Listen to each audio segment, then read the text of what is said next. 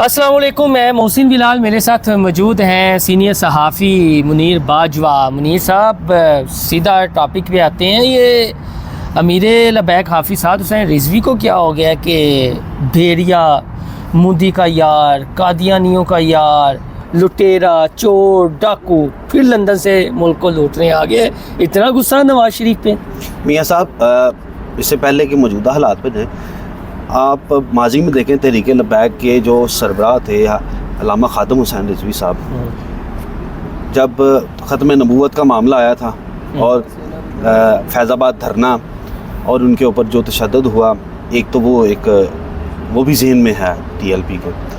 تو رہی بات، اب چونکہ الیکشن کا بھی وقت آ رہا ہے اور الیکشن میں ہر سیاسی جماعت جو ہے وہ اس طرح کرتی ہے، اور آپ کو یاد ہوگا کہ جب زرداری آصف زرداری، آپ کا تجزیہ یہ ہے کہ یہ الیکشن کا وقت قریب ہے اس لیے یہ کر رہے ہیں؟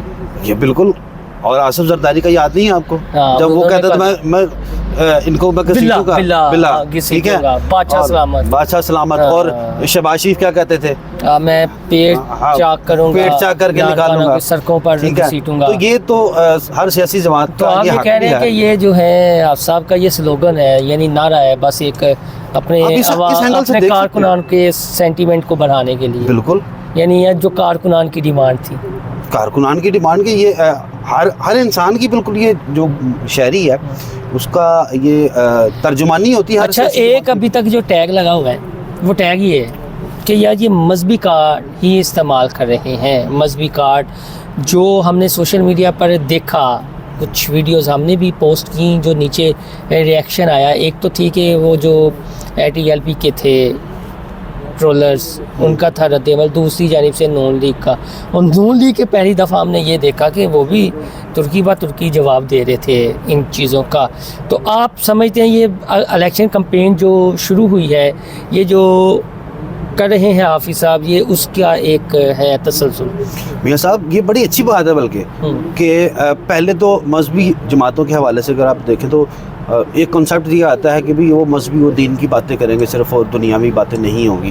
تو یہ تو ایک اچھی بات ہے کہ انہوں نے یہ اپنی سیاسی جماعت کو مزید مضبوط کرنے کے لیے وہ سیاسی رنگ اپنانا شروع کیا ہے دین کے ساتھ لے کر۔ لیکن ہم یہ دیکھتے ہیں کہ یہاں پر صرف ایک پارٹی کا چہرہ ہی ہوتا ہے، جتنی مذہبی جماعتیں آپ لے لیں، سیاسی پولیٹیکل جماعتیں بھی لے لیں، کہ اگر عمران خان نہیں ہے تو جلسے ٹھوس کتنی گیدرنگ ہو جاتی ہے۔ چلیں کے پی کے میں ایگزامپلس ہمیں مل رہی ہیں کہ اب جو شیر افضل مروت متحرک ہوئے ہیں، لیکن گراؤنڈ ریئلٹی اس طرح کی نہیں ہے جو عمران خان کے ہوتے ہوئے تھی۔ نواز شریف آئے ہیں تو تھوڑی سی جان پڑی ہے، بلاول جس ریلی میں یا جس جلسے میں نہ ہو کچھ نہیں ہے، مولانا فضل الرحمان جس میں نہ ہو کچھ بھی نہیں ہوتا، سراج الحق صاحب نہ ہو کچھ نہیں ہوتا۔ اب اگر لبیک کی بات کریں، پتہ نہیں انہیں برا لگے یا جو، لیکن یہ زمینی حقیقت یہ ہے کہ جہاں پر امیر نہیں ہوں گے وہاں پر گیدرنگ کم ہو جائے گی۔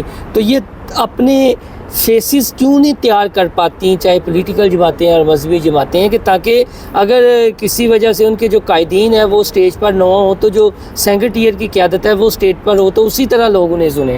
میاں صاحب، اس کا جواب میں اس طرح دوں گا کہ انسان جو ہے نا، ہر کسی کو میں پسند ہے کہ مجھے میری تعریف ہو، ٹھیک ہے، اور شاید اسی وجہ سے جبلت تو انسان کی یہی ہے کہ بھی میری تعریف ہو، اور اللہ تعالیٰ نے تو کہا کہ بھائی تعریف تو صرف اللہ کی ہے، ٹھیک ہے۔ تو ہر بندہ یہ چاہتا ہے کہ بھی میں پرومیننٹ ہو جاؤں کسی طریقے سے۔ تو شاید ایک ایلیمنٹ یہ بھی ہے، کیونکہ سارے یہ سیاستدان جو انسان بھی تو ہیں نا، تو کہیں نہ کہیں وہ ایلیمنٹ بھی پایا جاتا ہے۔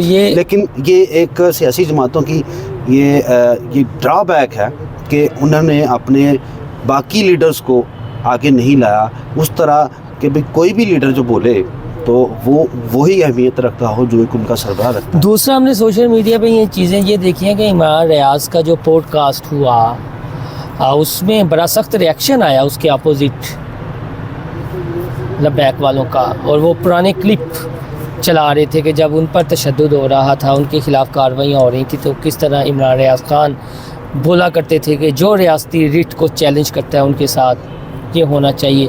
دوسری جماعتوں کے وہ ہم نے دیکھا کہ وہ اس طرح چلیں پھر بھی انٹرویو پہ ریئیکشن نہیں دے رہے تھے، لیکن جو ریئیکشن اس جانب سے آیا تو اس کا مطلب ہے کہ ان کے جو کارکنان ہیں وہ کلیئر ہیں اپنے مائنڈ میں کہ مہر لگائی ہوئی ہے انہوں نے۔ دیکھیں، آپ پچھلے 5 سال کو چھوڑ دیں، اس سے پچھلے 5 سال چلے جائیں، ہمارے میں سے کس نے یاد رکھا ہوا ہے عوام نے جو پچھلے اس سے پچھلے یہ 5 سال جو گزر گئے ہیں 2018 سے پہلے کا واقعات کس نے یاد رکھے ہوئے؟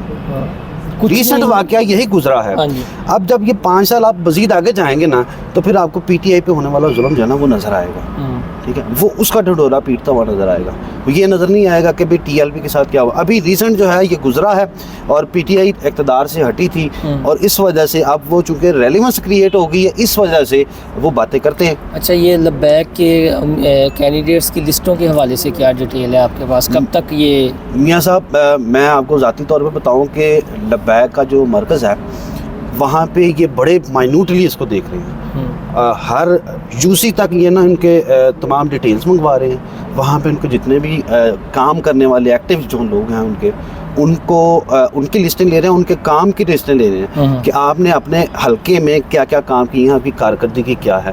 یعنی اس میں شورا کے جو بندے ہیں ان کو مختلف ٹاسک دیے گئے ہیں کہ وہ ان جو مختلف حلقوں کے پنجاب کے ہاں جی اور ان کو ٹاسک دے رہے ہیں کہ ان کی کارکردگی کا جائزہ لیں. اور امیر تحریک لبیک حافظ سعد حسین رضوی اس بات کا شورا میں فیصلہ کریں گے کہ کس کو ٹکٹ دیں. تو حافظ سعد رضوی کا اپنا حلقہ کیا ہوگا؟ حافظ سعد رضوی صاحب کا ممکن ہے کہ وہ شاید الیکشن بھی نہ لڑے. جی میں نے ایک لاسٹ ٹائم ایک کیونکہ یہ میری بات ہوئی تھی کسی سے اور انہوں نے کہا تھا ابھی اس پہ فیصلہ نہیں ہوا, یہ شورا فیصلہ کرے گی. میں نہیں اتریں گے تو آٹے باؤ کا ریٹ کیسے پتہ چلے گا؟ ہاں یہ تو بات درست ہے, مگر بات اس میں یہی آئی تھی کہ کیا ان کی عمر پوری ہو چکی ہے. لیکن جب عمران خان کا اس کی وجہ یہ بھی ہو سکتی ہے کہ شاید عمر کتنی عمر کوئی اس طرح کا ایشو چل رہا تھا. بہرحال اس میں یہی تھا کہ ابھی یہ شورا نے فیصلہ کرنا ہے کہ حافظ سعد حسین رضوی جو ہیں وہ الیکشن میں آئیں گے کہ نہیں. تو اگر کارکنان کی ڈیمانڈ ہو تو شورا وہاں پر پھر بھی شورا کا فیصلہ دکھیں گے. تو کھول کے گل نہیں دس رہے ہو. اچھا جی, میں جاتے جاتے خبر یعنی چونکہ میں نے ماضی میں ایک انٹرویو کیا تھا آپ صاحب کا, تو تب عمران خان صاحب کس عروج پہ تھے, گرفتار نہیں ہوئے تھے. تو انہوں نے یہ کہا تھا کہ ہاں میں بالکل جہاں پر وہ الیکشن لڑیں گے تو میں ان کے مقابلے میں جو ہے اتروں گا. میں کہتا ہوں چیزیں تو یہ چیزیں آنے والے الیکشنز میں دیکھنے کو مل جائیں گی, کیونکہ اب باقاعدہ آر اوز اور ڈی آر اوز کی لسٹیں وغیرہ بھی الیکشن کمیشن نے جاری کر دی ہیں. تو اب یہ میدان سجنے والا ہے. دوسری جانب الیکشن آگے جانے کے حوالے سے ابھی تک کی اطلاعات یہ ہیں کہ چند دنوں کے لیے اور 1-2 ہفتوں کے لیے یا 1 ماہ کے لیے الیکشن آگے ہو سکتا ہے. ہم بار بار اپنے اس یوٹیوب چینل سے آپ کو بتاتے رہے ہیں کہ فروری نہیں تو مارچ کی ہم نے یا فروری کے لاسٹ میں آپ کو کاٹ رہا ہوں. آج حمزہ شہباز احتساب عدالت میں آئے تھے. تو انہوں نے جو جواب دیا کہ الیکشن ہو رہے ہیں تو انہوں نے بھی جواب کو واضح طور پہ نہیں دیا, گول کر کے تھے تھوڑا سا کہ ہمیں الیکشن ہونے چاہیے, وقت پر ہونے چاہیے. جب ان کو یہ یقین ہو کہ بھی الیکشن اس وقت ہوں گے یا شاید ان کو بھی کوئی اس طرح کی جس طرح کی آپ خبر دے رہے ہیں کہ فروری نہیں تو مارچ میں جا سکتے ہیں, شاید ان کو بھی کوئی اس طرح کی کوئی جی فروری نہیں تو مارچ میں جا سکتے ہیں. دوسری جانب ہم بھی یہ سمجھنے کی کوشش کر رہے ہیں کہ اتنا اگریشن کہ مودی کا یار, چور, بیریا اور اتنا دبنگ, یعنی دوسرا تیسرا خطاب جب سے نواز شریف آئے ہیں تو اس کے پیچھے کیا محرکات ہیں ہم نے بھی نظر رکھی ہوئی ہے. جو ہمارے سننے والے ہیں اگر تھوڑا سا انہیں سمجھ آئے تو ہمیں اپنے فیڈ بیک سے لازمی آگاہ کیجیے گا تاکہ اس پر ہم اپنی بھی تھوڑی سی تحقیق کریں, اور آپ سے ہمیں رہنمائی بھی چاہیے. تو اس کے بعد ہم اگلا ویلاگ کر دیں گے یا کوئی ویڈیو ایسی بنانے کی کوشش کریں گے جس میں کوئی سالڈ اور حقائق پر مبنی انفارمیشن ہو. ہمارے چینل کو لائک اور سبسکرائب کرنا نہ بھولیے گا. باجوہ صاحب کو بھی لائک اور سبسکرائب کرنا نہ بھولیے گا. اللہ حافظ.